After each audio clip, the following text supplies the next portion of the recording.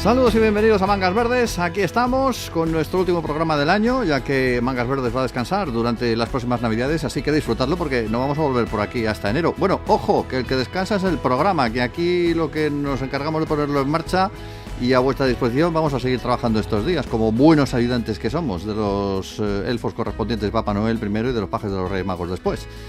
Siempre verdes, claro, y con frío, como corresponde a la época, pero en marcha con Mangas Verdes, contando cosas de interés sobre la naturaleza, el medio ambiente y la sostenibilidad. Mangas Verdes, en marcha gracias a Cygnus, garantizando la recogida gratuita de neumáticos usados en cualquier taller de España que lo solicite para reciclarlos como drenajes, mezclas bituminosas, pistas deportivas y muchos otros usos. Infórmate en cygnus.es.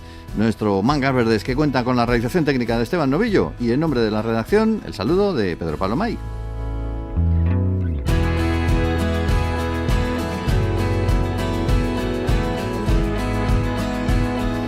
Y aunque la canción famosa dice por estas fechas aquello de "Oh blancas navidades", hoy vamos a empezar cambiándole un poco la letra, le vamos a llamar "Oh negras mariposas", o mejor dicho, "Oh mariposas negras", porque vamos a empezar hablando de una película que se titula precisamente así, bueno, sin el O, Mariposas Negras, un largometraje de animación inspirado por la vida de varias mujeres reales en distintos puntos del sur global que se enfrentan a dramáticos cambios climáticos que les obligan a buscar una nueva vida lejos de casa.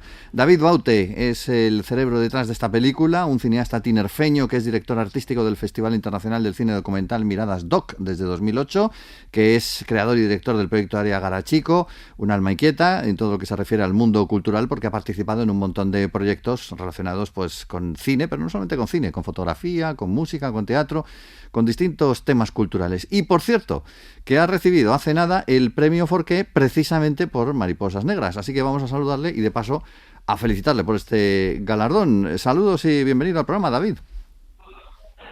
Bueno, hola, ¿qué tal? Bueno, muchas gracias primero por ese título de Blanca Navidad, ese cambio de título, y sobre todo, bueno, agradecidos también de compartir este momento que para nosotros en la película, después de tantos años, especial, este reconocimiento de los productores de cine en España a través del premio Forqué, que bueno, al final siempre es algo que emociona, que te llega, siempre es algo que de alguna manera pues viene a decir que hay un trabajo detrás que está validado y siempre además nos viene bien, sobre todo para la difusión de la película, ¿no? Para que más personas se puedan acercar ahora en un momento que estamos con nuestra película en el cine e intentando que los espectadores puedan ir a verla. ¿Tú crees que el Forqué va a ser el primero de una larga serie de reconocimientos? Bueno, lo desearías, por lo menos, eso ¿no? Nunca se sabe, claro. Estaría bien, sobre todo por el reconocimiento, creo que a tantos millones de personas que hoy en día tienen que emigrar por la consecuencia del clima, ¿no? La verdad que cuando empezamos este proceso ya hace casi 13 años, que yo empecé a conocer cuestiones climáticas, verdad que siempre he estado ligado a temas medioambientales y al cine y por ahí a la migración, pues ya conocía historias, pero no pensaba que fuera tan brutal el flujo de migración. Creo que tan solo este año ya han emigrado 23 millones de personas por la consecuencia climática. Ya lo sitúan la primera causa de migración en el mundo. Y lo que es peor, claro, no está reconocida la figura del emigrante climático, como si está la de otros tipos de migraciones, por consecuencias de conflictos bélicos, religiosos, por estas cuestiones, pero el inmigrante climático la verdad que se encuentra en un problema muy gordo, porque ya no solo lo pierde todo, ya no solo en su lugar de origen se desaparece, ¿no? Porque hemos estado en zonas donde la subida al nivel del mar ha hecho que desaparezcan territorios, donde el desierto se ha comido todo lo verde que había, entonces luego te enfrentas a que nadie te ampara legalmente y quedas pues quedas víctima de cualquier otro tipo de problemática, ¿no? Bien sea de esclavitud, bien sea de prostitución, bien sea... Entonces, bueno, es una película que al fin y al cabo lo que busca, y si llegan estos premios, pues también ayuda a que se distribuya, es a que se reconozca la figura del inmigrante climático. ¿Cómo conociste las historias de las mujeres de las que hablas en la película? Bueno, pude viajar a estos lugares. Oramara es una isla al sur de la India donde la subida al nivel del mar ha hecho que esa isla quede bajo el agua, y donde vivían 50.000 personas hace 30 años, ya apenas quedan unos cientos porque ya la isla está casi totalmente sumergida.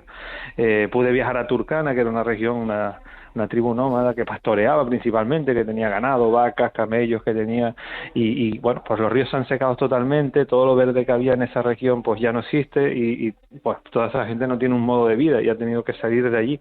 Los últimos pozos de agua que quedan pues se los pelean para tener agua. El que tiene agua tiene vida, ¿no? Y en las Antillas Menores, pues el calentamiento del mar Caribe en este caso, ha hecho que los huracanes, los tifones, pues sean cada vez con más frecuencia, con más intensidad, y eso provoca que hayan personas que hayan perdido la casa, ya no solo una vez, sino varias veces, y tengan ya decidido salir de ahí. El problema no es solo que han perdido las casas, sino que hay algunos que han perdido la vida de sus familiares, de sus vecinos, ¿no? Entonces, trabajando con todos ellos, en principio estábamos trabajando como con esas comunidades, ¿no? Y viendo un poco lo que sucedía. Luego es verdad que fuimos poniendo el foco en familias que de alguna manera nos abrían sus casas y nos contaban su vida y podíamos trabajar con ellos, con ellas. Y finalmente pues nos fuimos decantando hacia nuestras protagonistas, porque al final estábamos como viendo que la situación acaba siendo la mujer la que decide cuándo ya irse del lugar, ¿no? Que la que tira de sus hijos, tira de sus padres y dice, bueno, y aquí no, esto no podemos seguir en esta situación, ¿no? Y entonces pusimos el foco en 3 mujeres de estos 3 lugares que comentaba, a los que de alguna manera le hemos arruinado su vida, porque ellos no, precisamente ellos no tienen nada que ver con el cambio climático. O sea, si vas a Turkana no verás una fábrica, si vas a Gramana no verás un coche, o sea, que han vivido toda su vida en equilibrio con la naturaleza. Sin embargo, ven que su vida se ve truncada por la consecuencia climática, ¿no? Y por eso hemos puesto el foco en estos lugares y en ellas. Bueno, no es la primera vez que tocas el tema, porque en 2021 ya tuviste oportunidad de presentar una historia similar, Éxodo Climático, en el Festival de Cine de Valladolid, aunque en este caso era con actores y con actrices reales. ¿Por qué te interesa tanto este tema a nivel personal? Bueno, creo que al fin y al cabo, pues los que hacemos cine, yo además soy documentalista, hago un cine más de realidad, pues bueno, tenemos historias que nos atraviesan a lo largo de la vida, ¿no? Yo soy canario, claro, Canarias es una región que ha sido emigrante toda su vida. Mis abuelos emigraron a Cuba en los años 20, 30, mis tíos todos emigraron a Venezuela en los 50, o sea, siempre hemos estado buscando un lugar donde poder sobrevivir. Ahora en la actualidad pues vienen a Canarias emigrantes desde África, ¿no? Entonces es una realidad que siempre la tenemos, y luego también tengo una vinculación con el medio ambiente, porque no deja de ser las islas un territorio muy amenazado y donde mantener también ese equilibrio de desarrollo y de conservación es muy complejo.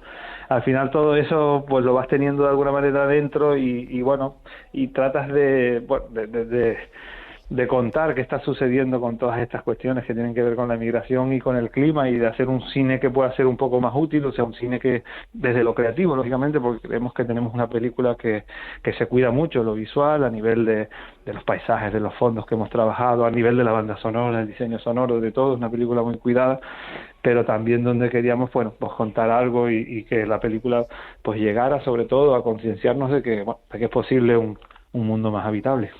Bueno, todavía hay quien piensa que hacer una película de dibujos animados es más fácil que una con actores. Ahora tienes la oportunidad de desmentirles. Sí, la desmiento totalmente, sí, porque, bueno, todo es complicado, ¿no? Pero es verdad que para el que viene de otro tipo de cine es más complejo. Primero porque tienes que partir de que la película debe estar hecha al principio, es decir, el montaje, toda la gente que trabaja en animación, que trabaja en la parte artística, tiene que partir de algo ya cerrado, de un story ya cerrado, que no puedes mover en ningún caso, porque eso supone que muchos procesos de trabajo, donde ha habido alguien que ha pintado un fondo, donde ha habido alguien que ha pintado un personaje, donde ha habido alguien que ha animado esas cosas, si cambias luego, tiene que todas esas semanas de trabajo echarlas por tierra, ¿no? Mientras que a lo mejor en ficción documental, pues un plano que has hecho que no te funciona, puedes grabarlo otra vez y haces otro plano. Entonces es mucho más complejo el proceso y tienes que tener como una decisión más clara de inicio. Luego es verdad que es súper bonito todo el proceso. Nosotros además tuvimos la suerte de hacerlo en 2D, en animación tradicional, dibujando, y realmente creo que es una película así muy muy bonita, y el equipo creo que tuvo una combinación buena. Nosotros aportábamos desde el punto de vista de lo documental, porque teníamos todo ese material rodado de muchos años, y era lo que enseñábamos a los artistas para que sintieran un poco lo que habíamos sentido nosotros y lo llevaran eso al dibujo, ¿no? Y al sonido y a la música, y se trajo mucho material de eso para que está metido en la película, ¿no? Y creo que eso al final le da mucha verdad a la película, y hace que sea un poco diferente en ese sentido. Así que bueno, es complejo, todo es complejo en el cine, pero sí, la animación también es difícil, y está bien que se considere cada vez más como una película, como un género muy importante porque al fin y al cabo tienes un proceso donde hay pues casi los mismos artistas o más trabajando que en una película documental o de ficción. Es que hay mucha gente que todavía que piensa que el cine de animación es solamente para niños, pero hay auténticas maravillas y además desde hace muchos años que es cine para adultos, aunque sea para Claro, animación. sí, Y en sí. este caso además, bueno, en este caso yo más que cine para adultos diría cine, ¿lo podemos llamar cine familiar? Lo digo porque pueda llegar a varios públicos, no solamente a los Sí, adultos. sí, sí, nuestra idea es que sea un cine para jóvenes adultos, ¿no? Yo creo que a partir de 11 años, 10, 11 años pueden ver nuestra película, a lo mejor niños de 5, de 6, de 7, ¿no? Pero de 10, 11 años, que a veces no valoramos tanto la capacidad que tienen los niños de captar las cosas, yo creo que sí, porque no es una película tampoco, es un poco dura, es difícil, o sea, no es una película dulce y amable, pero sí es una película que te enseña, que te muestra, y hemos tenido niños en el cine y han captado cosas muy interesantes, ¿no? Entonces, creo que es un cine para verlo en familia, para que unos padres con niños de 9, 10, 11, 12, 13 años puedan ir al cine y disfrutar no es la palabra quizás, pero bueno, aprender con esta película, ¿no? Yo creo que el cine para adultos cada vez, el cine de animación para adultos cada vez se va abriendo más. Hasta ahora es verdad que todo el mundo entiende cine de animación con cine infantil, pero creo que hoy en día se están haciendo obras muy importantes, muy potentes y que están gustando muchísimo en el cine de animación para jóvenes adultos. ¿Tenéis garantizada distribución en la mayor parte de España, en algunas comunidades nada más? ¿Dónde? Sí, bueno, poco a poco es un proceso complejo, lento, porque al final la distribución en los cines siempre funciona más, pues películas más comerciales, pero bueno, estamos en esta semana ya en cines, en Madrid, Barcelona, en Valencia, en Pamplona, en Canarias, hay algunas ciudades que se van sumando, en Sevilla, poco a poco es un proceso de, bueno, si el público va yendo a la sala y la va viendo, pues se van contagiando los cines, al final todo esto, creo, sobre todo este tipo de películas, una película de boca a boca, ¿no? De irla a ver, de contarle al otro, oye, que está, vete a verla, porque bueno, tampoco podemos tener una gran campaña nosotros de difusión, de distribución, como las grandes distribuidoras, pero bueno, pero es una película que creo que el público está empezando a responder y bueno, muy contento.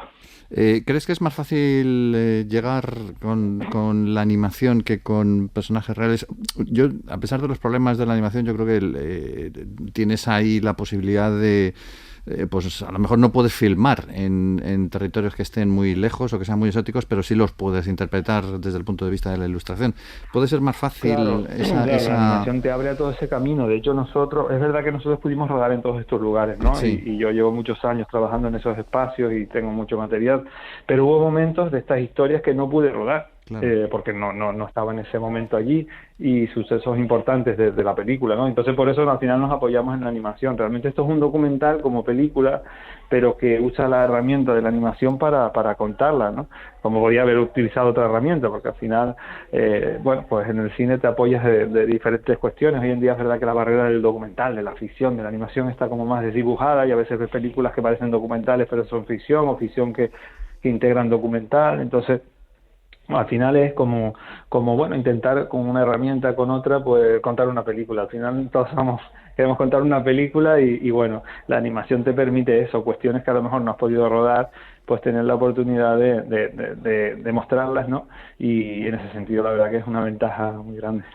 ¿Se puede adelantar algún plan para el futuro de nuevos proyectos en los que estés trabajando o eres de los que no lo cuenta hasta que no lo No, tiene? sí, no, no tengo ningún problema. Ahora Hay de mismo, de todo, hecho, ¿eh? estoy rodando, hoy mismo estoy rodando, o sea, el domingo, el sábado tuvimos la suerte de recibir ese premio Forqué, el domingo ya estábamos en medio de un rodaje que estábamos ahí grabando. Es una historia muy pequeñita esta, es una historia de un señor mayor que vive en su pueblo, un señor mayor que vive dentro de su casa y es un poco esos momentos de vida al final de un recorrido de una vida, de cómo, bueno, se va terminando una vida, pero cómo se sigue sintiendo el amor por vivir, ¿no? Por las pequeñas cosas, por los pequeños detalles del día a día. Este señor tiene una huertita y siembra, cultiva, y bueno, pues estábamos un poco rodando dentro de un sitio muy pequeño esta vez, llevamos ya 3 años con este rodaje, pero bueno, contando esa parte de la vida, del hogar, también de la importancia del hogar a veces, sobre todo en estas personas que han vivido ellos, sus padres, sus abuelos, sus bisabuelos, todos en un mismo hogar y lo que significa eso en el pasado familiar, y en esa historia un poco más pequeñita estamos ahora. Bueno, todas las historias son grandes, según cómo se cuenten, Sí, al final sí, también. son todas grandes. David, gracias por habernos acompañado hoy en el programa y enhorabuena de No, nuevo por el premio, que vaya muy bien la peli. gracias a ti. Venga, un abrazo.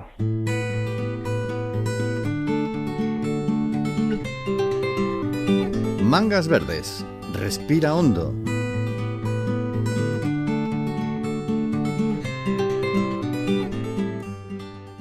Tengo que ir al taller a cambiar los neumáticos, pero no sé qué hacer con mis viejos neumáticos usados. De eso se encarga Signus. Retira gratuitamente todos los neumáticos usados del taller. Los clasifica y los recicla para convertirlos en carreteras más silenciosas y duraderas, suelos para parques infantiles o pistas deportivas. Signus, dando valor al neumático fuera de uso. Síguenos en redes sociales.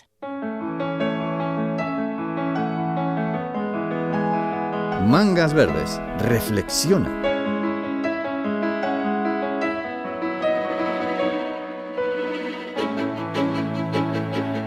Bueno, y tenemos las Navidades ya a tiro, ya os lo comentábamos, y tenemos que hablar de un clásico en estas fechas, los regalos navideños, y en concreto los regalos de juguetes. Bueno, tampoco os vamos a dar un catálogo de juguetes verdes o sostenibles, sino más bien de los que no lo son.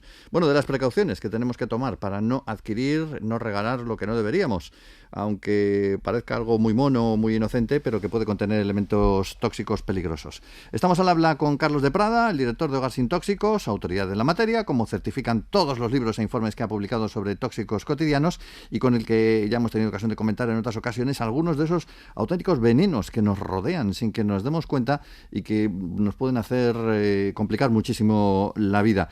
En este caso vamos a ver exactamente cuáles son los problemas que hay en torno a algunos tipos de juguetes. Vamos a saludarles sin más. Saludos, Carlos, bienvenido a Mangas Verdes. Hola, bien hallado. Bueno, cuando hablamos de juguetes peligrosos para los chavales, según la edad o cuando lo hemos hecho hasta ahora, pues suele ser por lo general por el tamaño de las piezas, por si las pueden ingerir por accidente, por el tipo de juguetes, si son educativos o sirven para enseñar a abrir la cabeza de otras personas. Pero bueno, hay otros aspectos peligrosos importantes, por ejemplo, las sustancias con las que están fabricadas y si son buenas o no. ¿Cuáles son esas sustancias peligrosas? Bueno, pues en principio pueden ser muchas, ¿no? Hay que darse cuenta que buena parte de los juguetes hoy en día son juguetes de plástico, ¿no? Hay una hegemonía del plástico, ¿no? En el tema de los juguetes, y claro, los plásticos pues pueden contener infinidad de sustancias, por ejemplo, muchos aditivos, ¿no?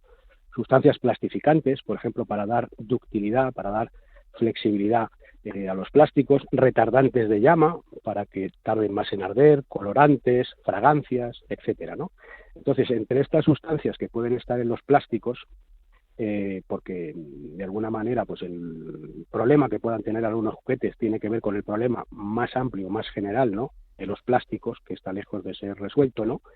Pues entre estas sustancias muy numerosas, pues puede haber algunas que tengan propiedades tóxicas, ¿no? Hay que decir en primer término que, bueno, tenemos el privilegio muy relativo, ¿no?, de estar en la Unión Europea, ¿no?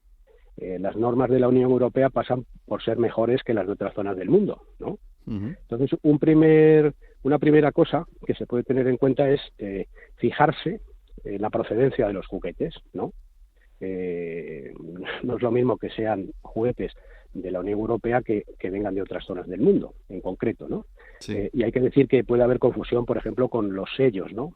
Por ejemplo, hay un sello que es el sello CE de conformidad europea, que es curiosamente muy parecido a otro que se llama China Sport, curiosamente, y que también es CE y muy parecido, ¿no? Lo que pasa es que en el de la conformidad europea la C está más separada de la E que en el de China Sport, ¿no? Sí. Esto es una primera cosa, ¿no?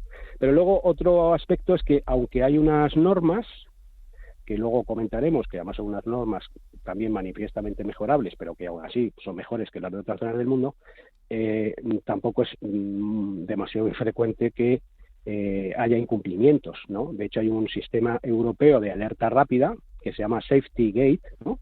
Que, bueno, muchas veces pues hay incidencias por juguetes que contienen sustancias inadecuadas o que están a unas concentraciones no permitidas, etcétera, ¿no? Hace poco, por ejemplo, una organización de consumidores danesa sacó un informe donde hablaba de que 1 de cada 5 juguetes que habían comprado por internet tenía niveles excesivos de talatos nocivos, ¿no? Los talatos pues son uno de estos tipos de sustancias entre las cuales se cuentan algunas con propiedades tóxicas preocupantes y que han sido restringidas, algunas de estas sustancias, ¿no?, pues por la normativa de la Unión Europea en los juguetes, ¿no? Pero el tema va más allá de eso, porque Como comentaba, aunque las normas europeas son mejores que las de otras zonas del planeta, esto no quiere decir que sean suficientes. De hecho, en el año 2020, la Comisión Europea halló graves deficiencias en la Directiva de Seguridad de los Juguetes y en 2023 propuso mejorarla, ampliando la lista de sustancias tóxicas a restringir en estos juguetes, ¿no? Por ejemplo, incluyendo sustancias disruptoras endocrinas, algunos tóxicos respiratorios, etcétera, ¿no? Y después el Parlamento Europeo votó incluso más mejoras a esa propuesta de la Comisión, ¿no? Por ejemplo, incluir sustancias tóxicas persistentes, bioacumulativas, o que en lugar de prohibir o de restringir severamente el bisfenol A, este famoso contaminante, ¿no?, del que mucha gente habrá oído hablar, ¿no? Sí. Pues se hiciera no solo con esas sustancias, sino con un grupo más amplio de bisfenoles que pueden tener efectos parecidos, ¿no? El motivo de preocupación que existe ahora es que, bueno, en estos momentos se está debatiendo y parece que por los vientos desreguladores, ¿no?, que soplan ahora en la Unión Europea, parece probable que no se vaya a apoyar lo que se había votado en el Parlamento Europeo sobre estas sustancias tóxicas que debían de ser reguladas, ¿no?, restringidas en los juguetes, ¿no? Se prevé que la reforma de esta Directiva de Seguridad de los Juguetes se adopte en 2025, ¿no? Entonces, bueno, pues esto es un motivo de preocupación. No hay fecha concreta, ¿no?, para aplicar esa reforma. No, se espera que en el 2025 se apruebe, ¿no?, se adopte, ¿no? Sí. Pues bueno, entonces, ¿qué nos muestra esto, no? Pues que hoy por hoy hay sustancias perjudiciales que podrían estar presentes legalmente en los juguetes porque no están reguladas. Oye, la regulación española en ese sentido, ¿cómo está respecto a la europea? ¿Mejor, peor o igual? Sé que dependemos un poquito de ellos, pero... Claro, sí. Normalmente lo que se hace es pues transponer lo que se dicta en Europa, ¿no? Entonces, bueno, digamos que nuestra normativa pues es la normativa europea, ¿no? Entonces, bueno, pues, hombre, sin alarmarse más allá de un límite, ¿no? Lo que sí se puede decir es que hay mucho que mejorar, ¿no? Y adoptar un principio de precaución, ¿no? La solución a todo esto sería disponer de una legislación mejor, ¿no? Ajá. Que tuviese más en cuenta lo que está diciendo la comunidad científica, ¿no? Pero lamentablemente, pues muchas veces lo que dice la ciencia va por un lado y lo que se hace desde los poderes públicos va por otro, ¿no? Sí, eso lo hemos visto en muchas materias ambientales, la verdad. Pero lo que te iba a decir que es que cuando hablamos de materiales tóxicos hay veces que dice, bueno, pero el chico no se va a envenenar o la chica no se va a envenenar porque esté jugando con esto, pero son materiales que tienen problemas a largo plazo también. Creo eso habría que dejarlo claro también, porque hay personas que piensan que no pasa nada porque jueguen un poco con estos juguetes, aunque contengan estos materiales, pero tienen efectos a largo plazo. Sí, hombre, el tema, como decía, pues no hay que alarmarse más allá de un límite, ¿no? A lo mejor no es que necesariamente, aunque un niño se exponga a una sustancia, que necesariamente vaya a deducirse de ello un efecto negativo en su salud, necesariamente, ¿no? Pero bueno, como lo que sí nos muestra la ciencia a través de miles de estudios científicos que se han realizado, es que sería preferible reducir la exposición a una serie de sustancias, bueno, pues la presencia de un montón, ¿no?, de elementos de plástico que pueden ir poco a poco liberando pequeñas concentraciones, ¿no?, pequeñas cantidades, pues de una serie de sustancias en el entorno doméstico. Hay que tener presente que esto luego, por ejemplo, se puede integrar en el polvo que hay en los hogares y puede ser inhalado, ¿no? O que en el caso de algunos niños pequeños, por ejemplo, pues pueden llevarse a la boca determinados materiales, ¿no? Y ir ingiriendo pues bajas concentraciones de estas sustancias, ¿no? Bueno, pues desde luego siempre con la cabeza fría, pero sería aconsejable reducir la exposición. De todas maneras, hay que decir que es difícil, ¿no?, compaginar esto con los deseos de los niños, ¿no? Pues los niños sí, de un juguete determinado, hay una hegemonía de los juguetes de plástico y es muy, muy complejo. Lo ideal pues sería ir hacia materiales, juguetes hechos con materiales lo más naturales posibles, ¿no? Pero bueno, ya vemos la situación real no es tan sencilla. Por eso la solución más sencilla, al margen de lo que uno puede hacer individualmente, que como hemos comentado es limitado, ¿no?, sería que hubiera una legislación mucho más exigente que la que actualmente existe, ¿no? Bueno, mientras llega esa legislación, voy a comprar, porque tengo que comprar regalos para niños pequeños. ¿Qué me tengo que fijar, aparte de lo de la CE distinta de la CE? Sí, hombre, una primera cosa es lo que comentábamos, ¿no? Juguetes que vengan de la Unión Europea, bueno, pues en principio, por lo menos de algunas sustancias, no de todas las que deberían estar, pero sí de algunas, bueno, pues tenemos ahí cierta garantía. Luego ya comentaba, si se puede ir hacia juguetes lo más naturales posible, bueno, pues es complejo en el contexto actual, pero bueno, pues habría que intentar ir hacia ello, ¿no? Y luego también es que vivimos en una sociedad consumista, ¿no? Los cuartos de los niños se llenan de juguetes y de más juguetes y tal, y hay incluso investigaciones que muestran que tal sobresaturación de juguetes al final puede incluso afectar a la calidad del juego. Por ejemplo, pues a las cuestiones como la concentración, la creatividad de los niños, ¿no? Tantísimos juguetes, ¿no? Bueno, pues también replantearse este consumismo, que a veces es muy difícil de combatir, ¿no?, en la mente infantil, ¿no? Porque claro, pues ven todo lo que ven, y además a veces en los centros comerciales dan estos especies de libros o de revistas, ¿no?, donde vienen tantísimos juguetes, y claro, los niños a pedir y los padres pues a dar a los niños para verles sonreír todo lo que se puede, ¿no?, y toda la ilusión, ¿no?, de los Reyes Magos, la Navidad, etcétera, ¿no? Pero eso, o sea, realmente es una cuestión compleja, donde más que lo que uno puede hacer, que también si se puede, pues hay que ir en ese sentido a nivel personal, ¿no?, a nivel individual, es también lo que pueden hacer las autoridades, que lamentablemente, como comentábamos en Europa, por estos vientos desreguladores, pues parece que no están mucho por la labor. Ojalá que se pueda compensar. Hay organizaciones de la sociedad civil y hay científicos que están intentando que se vaya en un sentido pues más razonable, ¿no?, donde se reduzca la presencia de una serie de contaminantes posibles en juguetes y en otros muchos productos de la vida cotidiana. Vamos a estar muy atentos a ver cómo evoluciona esto de la legislación, y yo desde aquí voy a aprovechar para recomendar que a lo mejor menos juguetes y más libros, que además mueven más la cabeza, y los hay para todas las edades, y yo creo que el papel no tiene tantos problemas como tienen los plásticos en un momento dado. Muchas gracias, Carlos, por habernos acompañado en este programa y por habernos hecho llegar estas reflexiones. Nada, gracias a vosotros.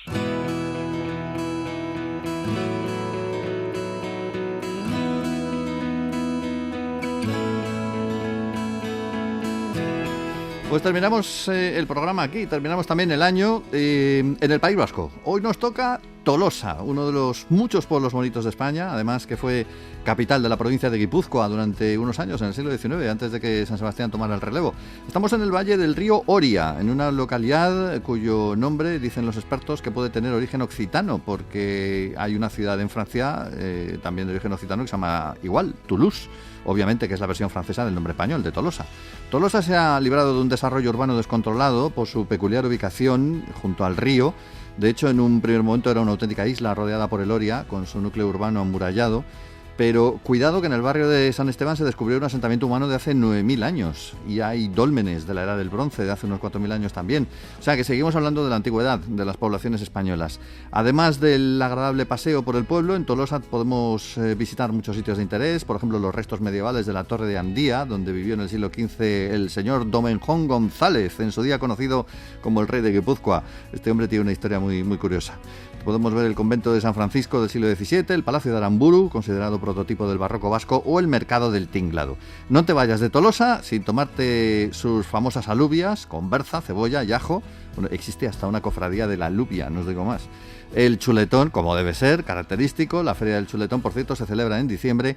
Y sus dulces, también muy populares, las tejas, los cigarrillos de Tolosa y los xaxus, un museo de la repostería. Así que saben muy bien de lo que hablan.